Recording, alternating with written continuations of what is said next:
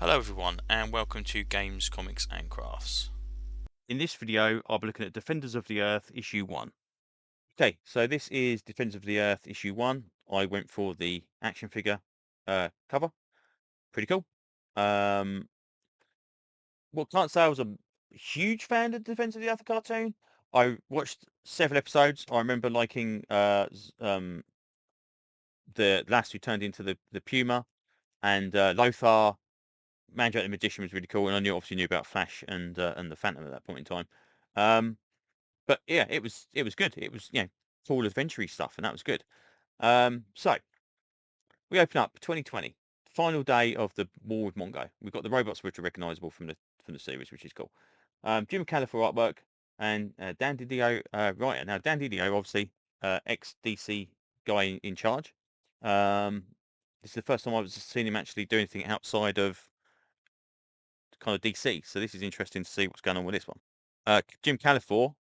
Then I I'm hit and miss with Jim Califor's artwork. Sometimes it looks really good. Sometimes I'm not a massive fan of it. This stuff is good enough to be okay. Yeah, it's not fantastic, but it's possible in my opinion. Um, okay, so we've got the opening war of the last battle of Ming. There's tanks going off. There's explosions. Phantom is injured. Mandrake loses his hat, which is part of his magic, so he can't do his magic. Lothar comes in and basically knocks the crap out of some robots, and then all of a sudden they freeze completely. Um, we then see the head of Ming is tossed on the ground, and Flash Gordon has apparently killed Ming the Merciless and killed him straight away. So again, we've gone way beyond the cartoon again.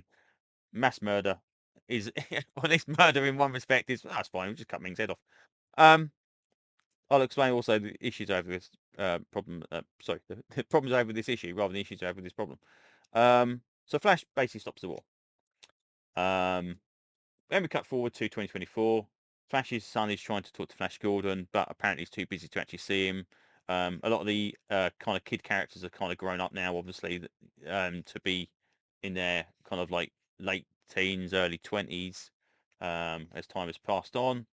Um, Flash is kind of Flash's son is a bit miffed because apparently it's the anniversary of his mother's death, and he wants to talk to Flash about it.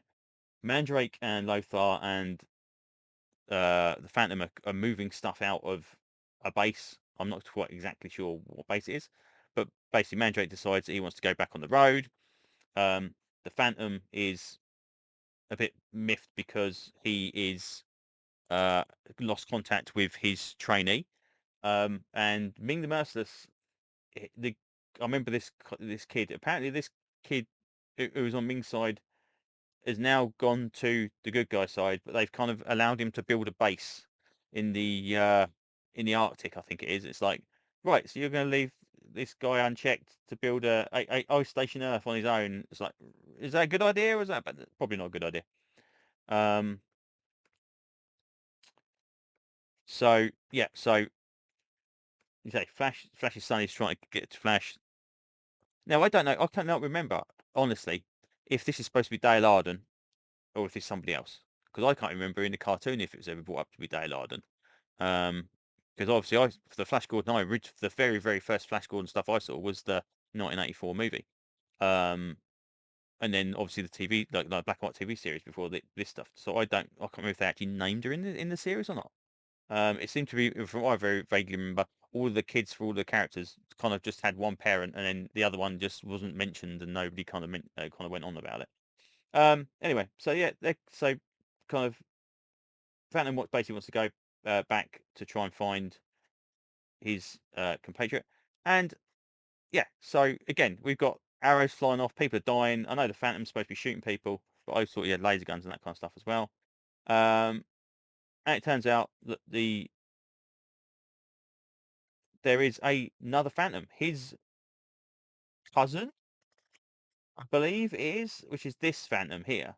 Um, there's got the lass that the original Phantom was trying to find, and he is kind of like a big bad guy, and he's basically going to try and kick the crap out of the old Phantom, and his the original Phantom's protege has kind of decided with him instead. So that kind of 5-year gap, apparently, everyone just decided after the war to just bog off and not talk to each other. So yeah. So this is the problem I have with this book. Oh, and there's a Phantom computer game. Where the hell that came from, I've no idea. But that, if it's good, that could be quite interesting because I quite like Phantom. The problem I have, okay, there's action figures as well.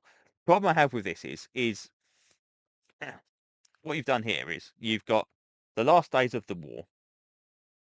You've basically skipped all the interesting war and literally got the last 5 minutes of it.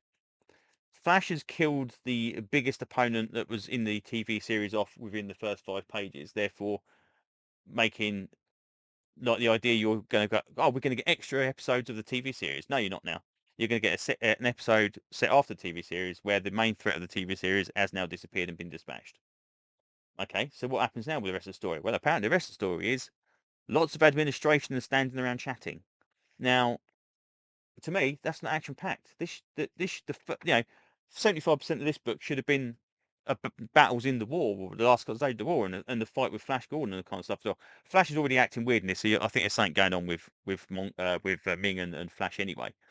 But the idea that this is kind of like this is the administration issue that we didn't after the war that we didn't see.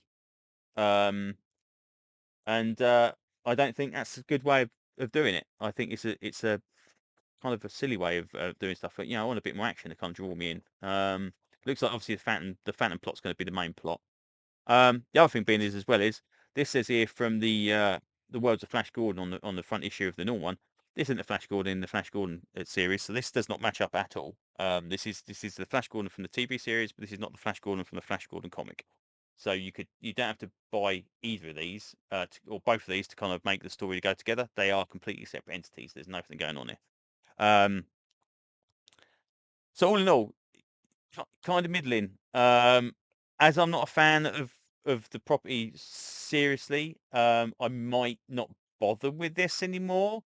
And I'm also considering not bothering with the actual Flash Gordon series purely for the sake of the fact of it. Again, it's so far removed. It's even got a different Ming the Merciless in it, so it can't be the same continuity. It's so far removed from the original one. I don't understand what they're going for. It just seems to be, it's kind of Flash Gordon in name only, but that's not strictly true. I mean, there's characters I expect to see when I read a Flash Gordon book, and I didn't see those, and I think that's strange. It's like doing John Carter Mars without Dieter Thoris and John Carter, and and all the characters we know in those books, and just do like, oh, it's Mars, but it's about Barry down the road. So yeah, again, they're okay. Yeah, as comics in their own right, they're not too bad, but I don't know if it's exactly what I'm looking for in these properties. So, which seems to be a lot of problems with these. Again, I mentioned this before, modern reboots of existing properties where they just like to change stuff and kind of like move it several steps away from what you're expecting, and you're not getting what you're expecting, and therefore, is it really worth picking up? So there you go. Anyway, that's kind of all I can say about this one for now. So hopefully I will see you on another video very, very soon. Thanks very much. Bye-bye.